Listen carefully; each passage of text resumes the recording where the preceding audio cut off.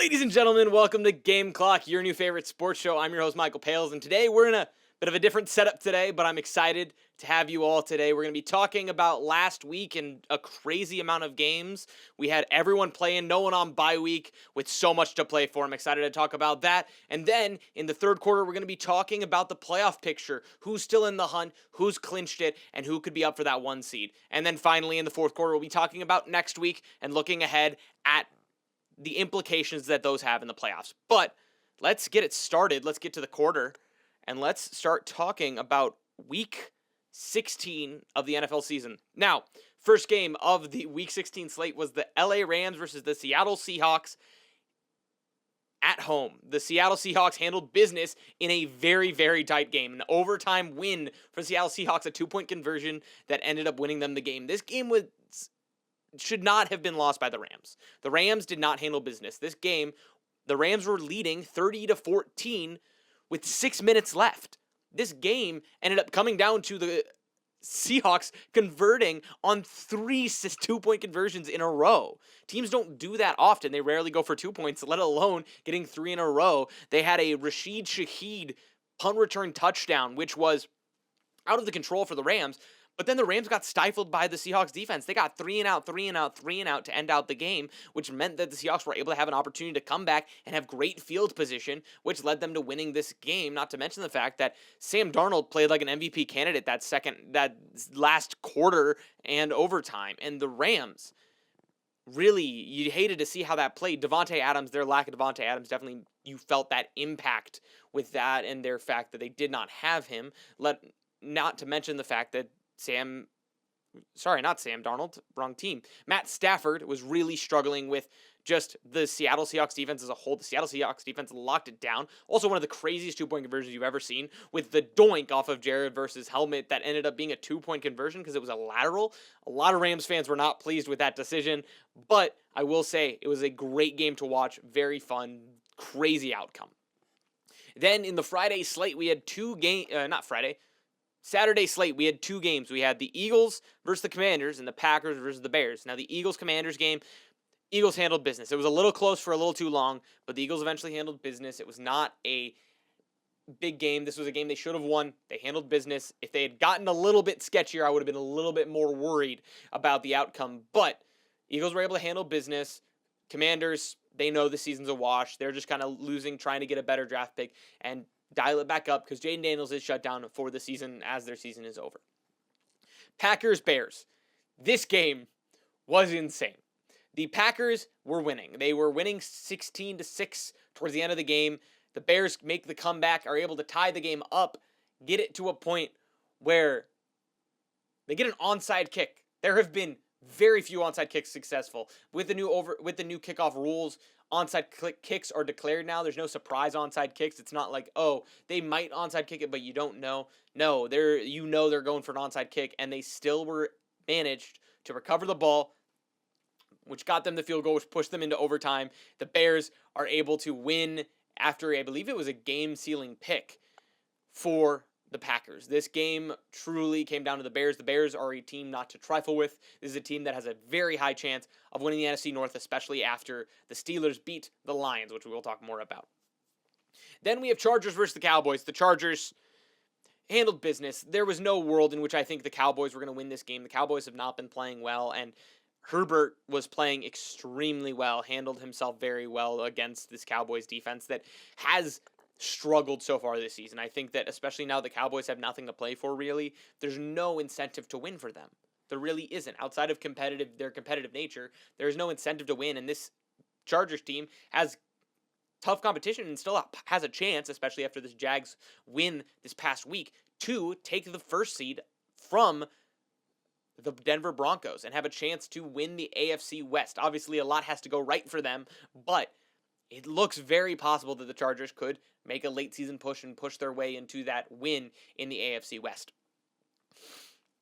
Vikings versus the Giants. This was a nothing game when it comes to the outcome of the whole season, but it did have an outcome that was not ideal for the Vikings. J.J. McCarthy goes out with an injury early on in the game. He looked good in the time that he was playing, targeting Justin Jefferson a couple of times and looking honestly very good. He has played a lot better in these past 2 games since he played earlier in the season when he was getting essentially memed on.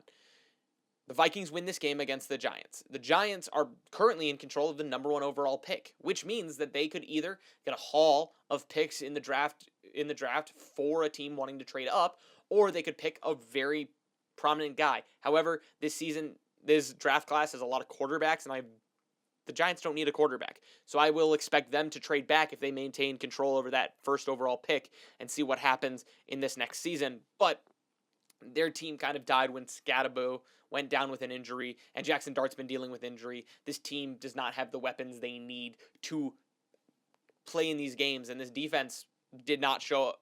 This defense showed up, but the Vikings defense showed up just a bit more. Bengals versus the Dolphins. The Bengals, in a game that doesn't have an impact of the playoff implications, they go out and absolutely slug it. You see Joe Burrow put up 45 points, Chase Brown had 3 touchdowns, and they just handled business in Miami. Joe Burrow, there have been rumors about him not being the happiest, not knowing what's going on. There have been rumors about him possibly wanting to trade and get out of Cincinnati, but then you see a game like this where he puts up 45, doesn't get hit that often, and you're like, well, maybe Joe is in the spot he wants to be in. So that's what I will say about that Bengals game. The Dolphins, Quinn Ewers did not look good. Quinn Ewers was not the shining spot, was not the reason they scored 21 points. Quinn Ewers was their starter. Tua got benched. That was the biggest news coming into this game, is that Quinn Ewers is going to get his first start of his NFL career. And Zach Wilson also was not too pleased. Zach Wilson was listed second in the depth chart, and then as a result did not get the chance to play and start in this game. But you want to know why? Because we know who Zach Wilson is. We don't know who Quinn Ewers is in the NFL. And Quinn Ewers did not look the best, but he didn't look the worst. But I think Mike McDaniels is probably out after this year. He is definitely not doing too hot. Now moving on, we have the Buccaneers at the Panthers. The Panthers handled business after a game-sealing interception from Baker Mayfield. The Buccaneers do not look good. Their injuries have hurt them, but this Panthers team, currently in control of the NFC South, they have a chance to be able, if they handle business these next 2 weeks, to win the NFC South for the first time since 2015. Let me remind you what happened back in 2015. Their team went 15-1. They had an MVP candidate, and they lost in the Super Bowl. That was the last time the Panthers won a division, was on the back of Cam Newton. And this team is playing well. Tyrone McMillan is looking very, very good. Has been looking like the better rookie wide receiver in the past few weeks. Emeka Mbuka has been very quiet, but Tyrone McMillan has slowly been continuing to improve his case for being the number 1 rookie wide receiver this season. He has been playing very well, been handling good matchups against tough corners and tough defenses. Bryce Young is playing at a very high level compared to what he has played in the past 2 years of his career. This is his 3rd year in the NFL, and he's looking much better. Dave Canales has been doing a very good job with this Panthers team, and he has been growing a ton in this season, just seeing him continue to improve throughout this season. Rico Dowdle did not have as big of a game, but outside of that, this game truly was won and lost by the Buccaneers because the Buccaneers couldn't handle business and turnovers hurt them. Baker Mayfield has not been playing like Baker in the first 5 weeks of this season, so it'll be interesting to see how the rest of the season plays out, as the Buccaneers still have a chance to win and still make up playoffs. But if this is the team that they continue to play like, I think the Panthers might have the South in hand. Jets versus the Saints. The Saints have strung together 4 wins. Tyler Shuck is playing exceptionally, putting the ball in the right spot, making the right passes. Chris Olave went gangbusters this past season. Also, crazy numbers by Taysom Hill over his career. He's the first player to ever have 1,000 passing yards, 1,000 rushing yards, and 1,000 receiving yards in a career. Crazy number because he's such a utility knife when it comes to how the Saints use him. But really, the shocking thing is, one, the Jets look terrible. We know that. But this Saints team is winning games. And not just winning games that are like, oh, against the Jets, but winning games against hard and tough opponents. Tyler Shuck is their guy. And I think if they continue to, if they're not going to take a quarterback in this next draft class, I think Tyler Shuck's their guy. He's continuing to show composure in close games. He's continuing to play well, and I see no reason why the Saints do not continue to maintain this pace as they've won games. And Kellen Moore has been an exceptional head coach, and their offense has been playing exceptionally well. The Jets, I have nothing to say about the Jets. The Jets have been pretty poor as of late. Buffalo Bills against the Cleveland Browns. This game should have been a game where a record was broken. But the Bills said no, and Josh Allen is not going to be the quarterback that Myles Garrett breaks the sack record against. Myles Garrett got half a sack and tied Michael Strahan's record for sacks in a season. But he did not get it here. Now, he still has 2 more games. Myles Garrett has 2 more games where he very well will get this record. But it was not going to happen against the Buffalo Bills. The Buffalo Bills, it was a little bit sketchy, I will say. The Buffalo Bills did not seem to be as in control of the game as you would have expected for a team that currently is, I believe, 4th or 5th in the playoff picture and still has a chance to win there. Oh my goodness. That's the first quarter. That's a very loud first quarter. Let's get into the second quarter and keep it going. Not as close of a game as you would like for the Cleveland Browns and the Buffalo Bills. The Buffalo Bills are a team that is very much in position to not just win the NFC, not the NFC, the AFC East, but they have the chance to win it and possibly even knock the Patriots out of the 1 seed. But that involves a couple of good wins and some key losses for the Patriots. So right now, the AFC East is not in control of the Bills, but the Bills need to not be winning games against teams like the Browns this close. And Shedeur Sanders has looked good. He is not, obviously, he's making rookie mistakes. He's a rookie. But he has not looked bad. I think the only reason he has not succeeded as much is because Kevin Stefanski, the head coach for the Browns, does not like Shedeur. I think if Stefanski stays, Shedeur's gone, and he's going to get traded to a team that might want to take a risk on a rookie that has shown some promise early on in his career. Chiefs-Titans. The Chiefs' backup quarterback, Gardner Minshew, went down with another torn ACL. The Chiefs now have lost, in back-to-back weeks, their quarterbacks with torn ACLs. This Chiefs team clearly has lost its life. Kelsey you're clearly seeing that he's going to be retiring. Kelsey, the writing's on the wall. Travis Kelsey is going to retire after this season. The Chiefs are not a good team without Patrick Mahomes at the helm.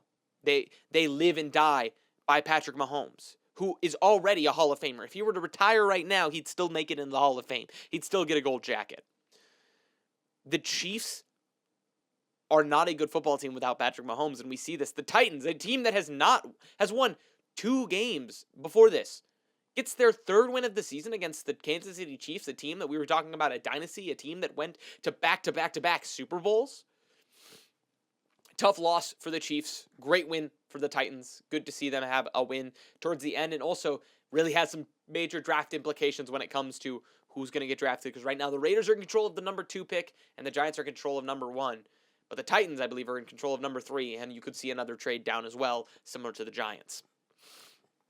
Jaguars-Broncos. Now, this game had major playoff implications. The Broncos were currently sitting atop at the 1 seed, a team that looked infallible, was winning games, obviously not by much, but really was having a true handle on the AFC. They took the 1st seed and they ran with it. And then the Jacksonville Jaguars, led by Liam Cohen, led by this offensive coordinator and Trevor Lawrence, have been playing out of their mind. And people are wondering, what happened? We had doubts about the Jacksonville Jaguars. They were a team that we were like, no way they're this good. What happened? Well, I'll tell you what happened. They played the Rams, the Seahawks, and the Texans. The 3 losses they had in the middle of the season that they strung together, the people were like, what's going on? They also had a close loss to the Cardinals, but a close win to the Cardinals. They won in overtime by a point. But that 4-game stint, everyone was like, what's going on with the Jaguars? They're not a good team. Well, I'll tell you something. Those losses came to teams that were top 5 defenses. When I say Seahawks, Rams, and Texans, you think, oh, great defense, great defense, great defense. This Jags team is like that, and they just put it in the national stage in front of everyone and said, we're here, and we're not going to be denied, because they just put up 34 points against the Broncos and held them to 20. This Jags defense is playing well. This Jags offense is playing well. This is a team that I could see having a crazy run in the playoffs. This is a team that I see having a not Cinderella story, but I think they're AFC Championship bound. The way that they're playing at this point in time, the way this offense seems to be doing anything and everything against defenses that have been very good, I think this team is poised for a deep playoff run, possibly even Super Bowl bound. For the Broncos, they needed a punch in the gut. They were a team that was riding high, not worried whatsoever about what was happening because they were winning games. They hadn't lost a game since I believe September. They haven't lost a game since then. Well, what do we have to worry about? We're riding high. We're 12-2. We got the first seed. We're so good. And then they get punched in the mouth by the Jacksonville Jaguars, and I think they needed that punch in the mouth. They needed something to wake them up and say, hey, we're not infallible. We're not the best team in this league, because you're not. Any given Sunday, a team can lose, and the Broncos had not had that punch in the mouth yet, and I think the Jags gave it to them. And my question is, are the Broncos going to be the kind of team that takes the punch in the mouth and you just woke up a sleeping giant? Or are they going to be the kind of team that you punch them and now they're down and out? It'll be interesting to see how they respond in these next couple of weeks, as they are also in the race for the number 1 seed. Falcons against the Cardinals in Arizona. Once again, another game that was a nothing burger. It doesn't matter. Doesn't have any implications in playoffs, but it does have implications in the draft. Currently, the Arizona Cardinals are in control of the 6th overall pick, and this team, there's rumors, questions, there's a big rumor mill when it comes to what's going to happen for this Arizona team. Some people are saying in the media that Kyler Murray's going to end up staying, Jonathan Gannon's going to stay, and they're going to say, hey, it's either playoffs or you're gone. Some people are talking about how the coordinators are out, and I'm pretty sure Drew Petzing and the other coordinator is out of Arizona. I have a feeling they're going to retool and get some new coordinators. But Jonathan Gannon right now, there's real questions on whether or not he's still going to be with the Cardinals. This team is not good right now. Has not been, they've played good games, but injuries have riddled them. Kyler Murray has not been the guy that everyone thought he was, and I think the Cardinals need to move on from him. He was a 1st overall draft pick. We get that. He was a number 1 overall draft pick. But that doesn't give him the leash to be a mediocre quarterback for 7 years. This is going to be the 8th season in the NFL. Sure, he's been riddled with injuries, but what do you have to show for 7 or 8 years in the NFL in your tenure with the Cardinals? Subpar team, subpar performances. The 1 year you are a good team and you go 7-1 in the first 8 weeks. You have a collapse midway through the season and you end up losing in embarrassing fashion to the future Super Bowl champs in the LA Rams. The Cardinals need to fix something.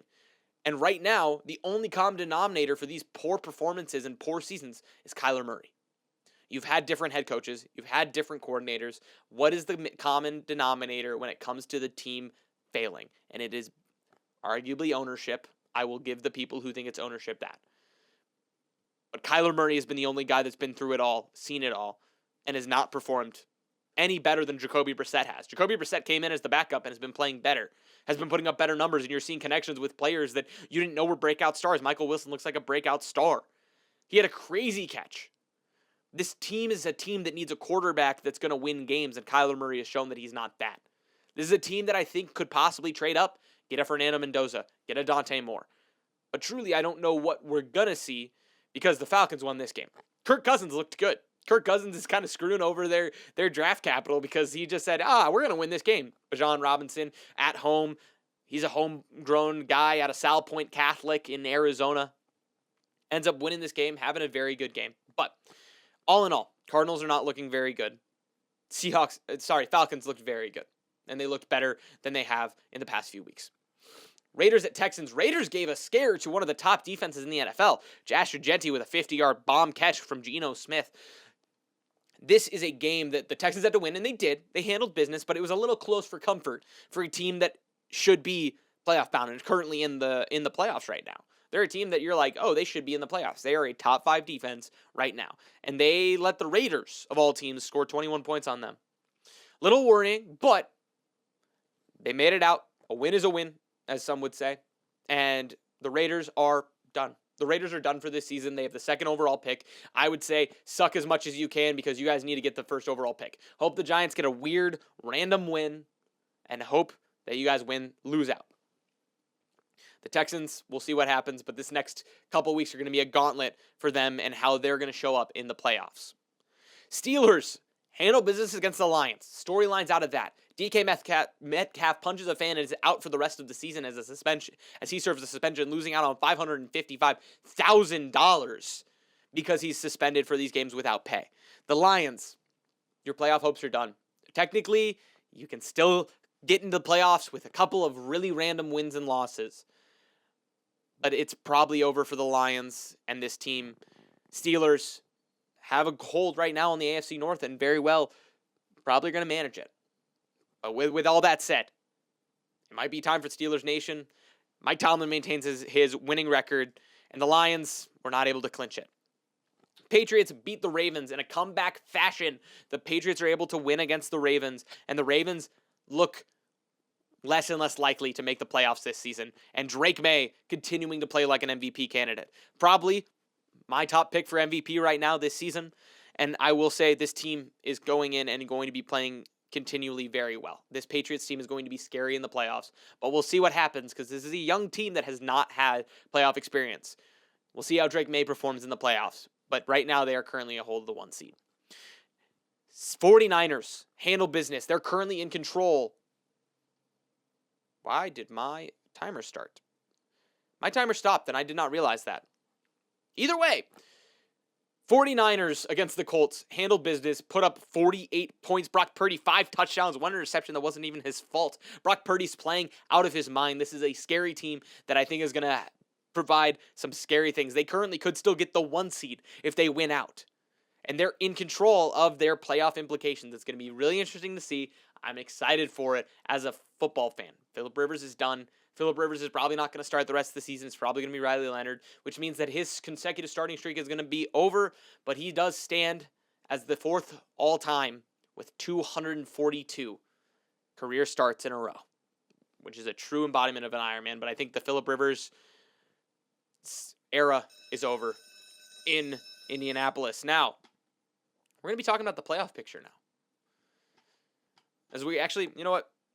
Real talk. We're going to get a quick plug for GameClock and PlayClock. So if you don't know, I do shorter form content, things called PlayClock on my Instagram, red.pales. You can find me there and hear me talk about different things, talk about different news information that breaks as things happen. I talked about Patrick Mahomes, talked about Phillip Rivers, and we'll eventually talk more and more about different news stories that break. And of course, GameClock. I'm going to plug myself.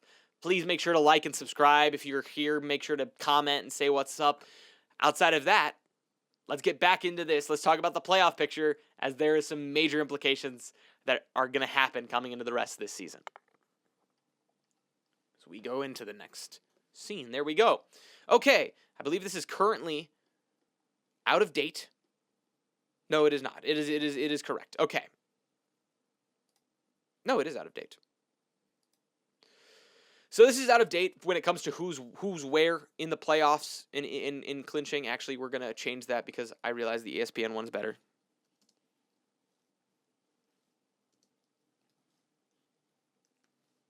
Okay. We're going to take a look at the NFL standings. Now, here are the current things. The Denver Broncos are currently number 1. They are currently number 1 with a 12-3 record, and they had their first loss in a long time. They have been playing exceptionally well. They are currently atop, but the New England Patriots are a scary team for the upcoming season. Actually, I preferred that graphic. Never mind. I'm going back. So the Denver Broncos obviously lost against Jacksonville, and they were a very, very tight game, but the Broncos are still currently in control of the number 1 seed. They are currently one of the top teams in the NFL. They've been playing exceptionally well, and I think that this is going to be a team that obviously depends on how they respond to this loss against the Jacksonville Jaguars. It's been a minute since they had a loss, but this team, it's there for 1 seed to lose. They have a couple of tough matchups in the next couple weeks, but they are the ones in control of their own destiny. They've already clinched a playoff spot. These are all teams that clinched a playoff spot, mind you. All these teams are clinched. You know they're going to be in the playoffs. It's a question about seeding now. So Broncos obviously lost to the Jacksonville Jaguars. See how they respond in the next 2 weeks. Patriots have clinched playoff berth, but they have not clinched the number 2 seed, as they are still first in the AFC East. But if they lose a couple games and the Bills win a couple games, they're going to be able to flip-flop. But I believe if the Patriots win this week and win next week, well, obviously if they win out, they're going to clinch this seed because they're going to be 14-3. Bills really hoping for a Patriots loss, as they're currently sitting in the number 6 seed. But so right now, the Patriots obviously have not won their division yet, but are currently sitting atop the AFC East. And then you have the Jaguars, who are currently first in the AFC South and are probably going to win the AFC South. The Colts are currently now out of playoff contention with that loss against the 49ers last night. So they are not going to be able to make it into the playoffs this season. So they're going to retool, reset, and hope for a brighter future this next year. The Jags still have a chance to lose this spot if the Houston Texans are able to dethrone them, but after that win against the Broncos, I don't know if there's a team in the AFC South that's going to be able to beat this Jaguars team. Now the Chargers are currently also still technically in the hunt for the AFC West. There's a lot of teams that are currently two pony races right now when it comes to their seeding, because Broncos, Chargers, both already clinched playoff berth. Both are in competition for the number one, the win in the AFC West. Same thing with the Bills and the Patriots. The Bills are already clinched playoff berth, but they want that AFC East title. They want to continue their reign of the AFC East, and the Patriots are still technically in control of their own destiny when it comes to the AFC East matchup. They are no longer going to play each other, so it's not like the Bills have a chance to knock off the Patriots. The Bills are hoping other teams show up against the New England Patriots. And then in the NFC East, now this is where it gets crazy. As I scroll down, you see 3 NFC West teams. Oh my goodness. What does that mean? What's going on? Well, let me tell you. Currently, the Rams are not in control of their own destiny. The Rams win out. There's no guarantee they get the number 1 seed. Because right now, it's a 2-pony race for the number 1 seed in the NFC. The 49ers and the Seahawks both control their own destiny when it comes to the NFC West and when it comes to the NFC number 1 seed. Because the Seahawks and the 49ers play each other in the last week of the NFL season. Seahawks, I believe, I'm not sure who they're playing next week, but I know it's not the toughest opponent. 49ers play the Bears. If the 49ers get into business against the Bears, there's a chance that the 49ers, if they win and they beat the Seahawks, get the number 1 seed. This is a team that was playing without their starting quarterback and was able to keep the ship going. But let me tell you, this team looks like a completely different animal with Brock Purdy at the helm compared to McCorkle Jones. Mac Jones did not do what Brock Purdy has been doing. Brock Purdy just threw 5 touchdowns in a game. Brock Purdy has been playing like an animal, and he is a scary threat right now. The Seahawks have been winning close games. They knocked off the Rams and meant that now they are in control of their own destiny and are going to have a chance at the number 1 seed. I think all eyes are going to be on that 49ers-Seahawks matchup come 2 weeks from now. But this next week, the eyes are going to be on the current first in the NFC North, Chicago Bears. The Bears are currently number 2 in the NFC and currently number 1 in the NFC North. Who would have predicted this? Ben Johnson has righted the ship for this team. A team that was not very good last season. Had a quarterback that was like obviously a rookie. Not necessarily the best guy, but not necessarily the worst guy. And you're like, what is happening? This team is winning close games. This is not what the Bears are used to. The double doink is what the Bears are used to. They're not used to winning games in a close fashion. Beating the Packers in a close fashion. These games are not games that you would expect the Bears to win, but they're winning them because Ben Johnson has been coaching up a storm, and this defense is number 1 in turnovers in the NFL. This is something that no one has been talking about. Well, people have been talking about, but something I haven't heard in my discourse with my friends and discourse with other people. I don't see people bring up the fact that the Bears are number 1 in turnovers. Turnovers win games. You wonder why they're winning close games. Well, it's because they're clinching games by turnovers. Picks, interceptions, forced fumbles. This team is able to get the ball on the ground or intercept the ball through the air, and this is how they've been winning games. This is one of the best coached teams in the NFC North right now. I'm saying that. I think Ben Johnson's currently a better head coach. Obviously, this is one game. We're using a small sample size, but he's a better head coach than Dan Campbell. He's a better head coach than Kevin O'Connell. He's a better head coach than Matt LaFleur this season.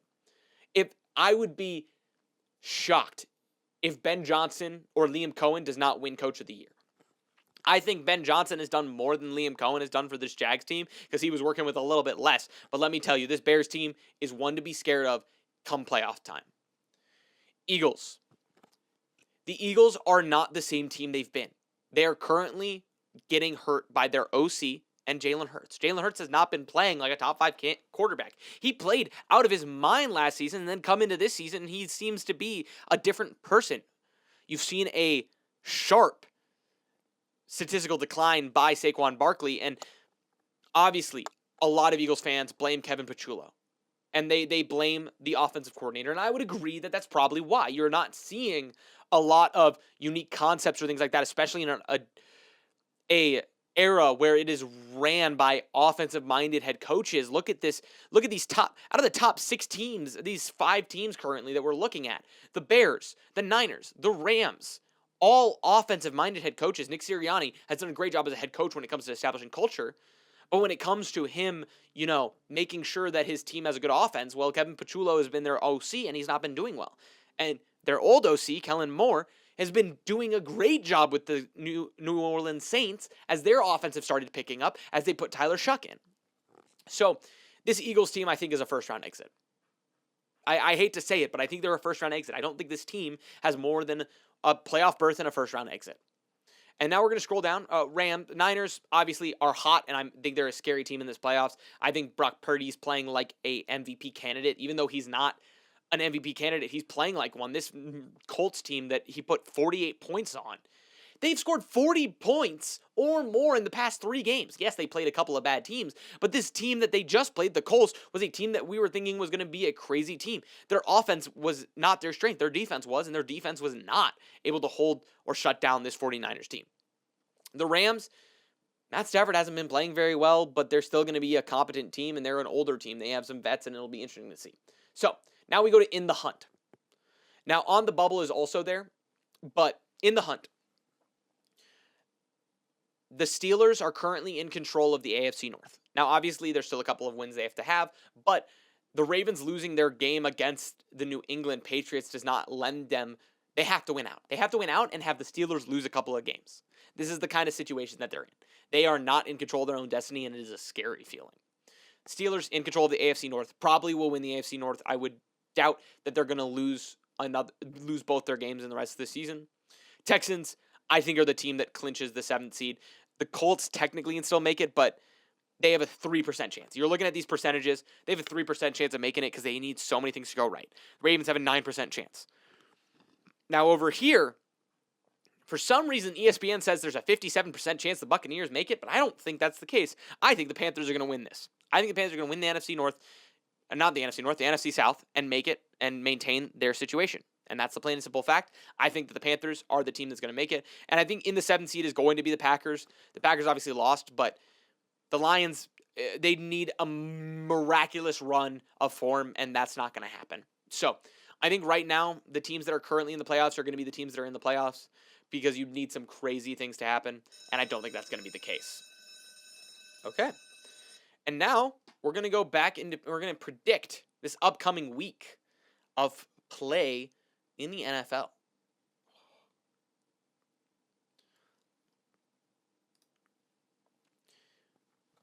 Christmas is defined by, for some, gifts, for some, other things. For me, it's Jesus Christ and his birth. That is why we celebrate Christmas.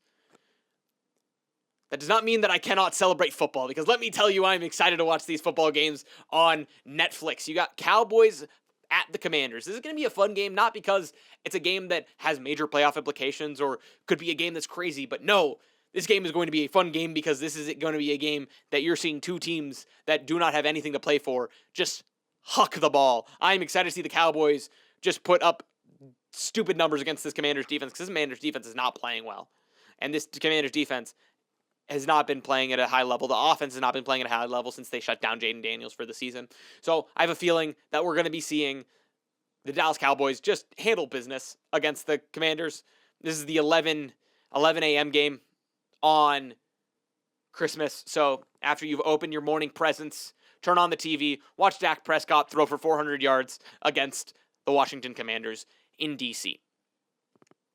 At 2:30 or 3:30 for the Central Standard Time friends, you're going to be seeing the Lions play in Minnesota against the Vikings. J.J. McCarthy is still going to be out. It's going to be Mac Brosmer. And this Lions team is going to win. This Lions team still has a chance to make the playoffs. Obviously, it's not high, but there's still a chance they make the playoffs. And this means that what we're going to be seeing is a team that wants to win and a team that obviously would like to win, but does not have the reason to win. Max Brosmer is currently their quarterback, and I think there's no world in which this team is going to win a game with Max Brosmer at the quarterback outside of that New York Giants game, but it's the New York Giants. It's not the Detroit Lions, who are still playing for a playoff spot. So, what I will say, I have the Lions winning this hands down.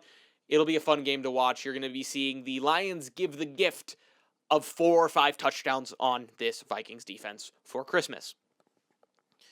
Broncos are at Arrowhead against, I do not know who the third string quarterback is for the Chiefs. Off the top of my head, I don't have it. No, it's not Carson Wentz because Carson Wentz was with the Vikings. Either way, I will say, this is not a game that is going to be fun to watch. This Broncos team should handle business. But as a football fan, as someone who wants to see a crazy outcome, who wants to see a Christmas miracle, I want to see the Kansas City Chiefs win this game. It's not going to happen.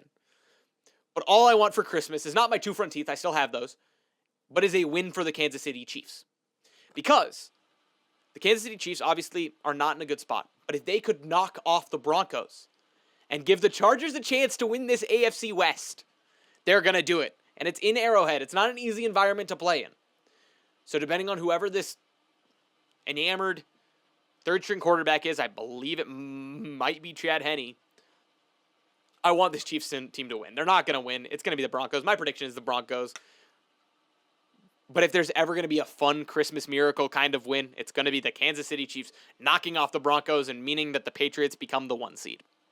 I have to speed this up. I just realized that I have 6 minutes left and I have to go through all these games. Texans versus the Chargers. I think the Chargers are going to win this game. The Chargers have been playing at a very high level. The Texans obviously are still, I think, a good team. They're going to hold this team to very few points, but it's going to be a high caliber game. I think that Justin Herbert is going to be slugging it with Quentin Johnston, with Ladd McConkey. I think this team wins it. I think the Chargers win this game. They need to win this game if they want a chance at the AFC West title. They already clinched playoff berth, but I think they want that chance to get the AFC West. And if they do it, they have to go through this Texans team. And I think this Texans team's offense will not be able to meet the caliber of this Chargers offense. Ravens at Packers. This is a must-win game for both teams. This is a Saturday night game. Both of these games are Saturday games. Saturday night game. This game matters more than anything. This game has so many implications. Obviously, the Ravens are not in control of their destiny. They need the Steelers to lose. But the Packers still are not guaranteed to win this. They have a tough slate to play through. I think, especially if Jordan Love's still out, the Ravens win this game. And the Packers could lose and have a chance of not making the playoffs, and you see a Lions eke in through grit and determination. So, I have Packers losing this game. I have the Ravens winning this game because the Ravens have more to play for right now, and also Malik Willis I don't think is going to be at the – well, actually, wait, Lamar's hurt as well.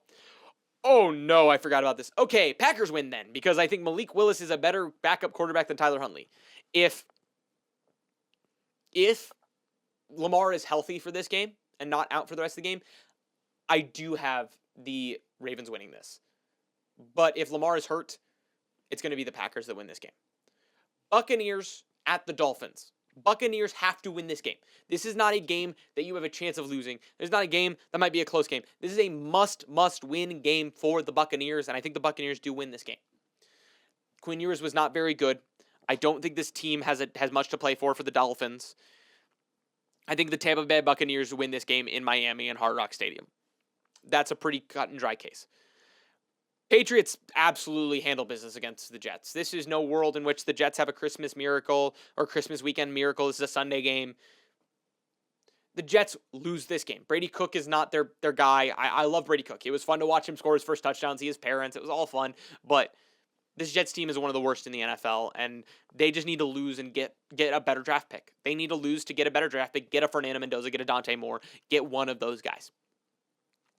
Patriots win this, though. Steelers at Browns. I think the Browns win this game. I think we're going to see Myles Garrett break the sack record against Aaron Rodgers, which is so funny because Jared Verse, if you know the history, Jared Verse should have the record because he sacked Aaron Rodgers to get the record as a Viking. But, not Jared Verse, Jared Allen. But the NFL redacted it and said he was a declared runner and not a sack. Aaron Rodgers even knows that, but Aaron Rodgers could be the reason that there's multiple sack records broken. So, I will say, I think Myles Garrett will break the sack record, but I do not think that is going to mean that the Browns win this game. I think the Steelers win this game pretty handedly. So, Jaguars at Colts. Jags win this game. Riley Leonard's probably going to be the starter for the Colts. I don't think Phillip Rivers is going to start, and we're going to see a pretty clear cut and dry case for the Jags to win this. The Jags really don't have a reason not to win this game, and I think the Colts obviously still have a chance to make the playoffs, but it's the Jags that just beat the number 1 seed in the Broncos. This Jags team is going to win. Saints Titans. Now this game, that's an interesting question. It's not. Saints are going to win this game. Tyler Shuck has been playing out of his mind. The Titans are not a good team, and yeah, the Saints are going to win another game. They're going to string together a bunch of wins and show that they're still a competent team and a team that has a bright future. Seahawks at Panthers. This is a game that I think everyone is going to be saying the Seahawks win this. I don't think that's the case. I think the Seahawks lose this game. And you want to know why? Well, let me tell you. The Panthers beat the Rams. And the Panthers have shown up in games that matter. There have been games that they've lost that you're like, what on earth are they losing? But they've showed up in games that matter. The Rams game, the Tampa Bay Buccaneers game. This is another game like that. I think they win this game. I think the Seahawks lose this game in a rough fashion against the Panthers. So, then we have Cardinals-Bengals. Bengals win this game. There's no world in which the Cardinals get another win this season. The Bengals win this game. I'm not talking more about it. Joe Burrow's played very well last week and played against a subpar defense. No more needs to be said. Bengals win. Giants-Raiders. This game could determine who has the number 1 overall pick. And if I'm either team, I want to lose this game. If I had to make a prediction, Raiders probably win this, but neither team wants to win this game. Both these teams want to lose. Eagles-Bills. Eagles at Bills. Bills win. Plain and simple. I think the Bills are been playing better, are playing at a higher level. The Eagles have not been playing good enough to have me think that they're going to beat this Bills team. I think Josh Allen's been playing at a very high level these past few weeks, and this run game has also been very good. So, for the Bills. Bears versus the Niners. The Bears are going to lose this game. I think the Niners are playing at a crazy level, and I think that they are going to knock off the Bears in a very unique fashion. But I think the 49ers are one of the scariest teams in the NFL right now. I think they are playing at a very high level. I think this is the game where they show that they are the number 1 seed in the NFC. Rams versus Falcons. Rams win this. Rams are playing in Atlanta. Obviously, you want to say, oh, well, they lost a couple of games. They've strung a couple of losses together. That's not the best thing. But what I will say is that the Rams are still a very talented team and still need to win games. Because there is a chance that if you have 2 losses that fall in their hands, they still get the 1 seed. They have a lot to play for. I think the Rams beat the Falcons in Atlanta. And that's the Monday night game on December 29th.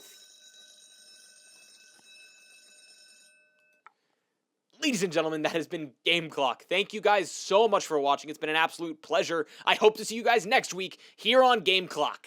Good evening and good night.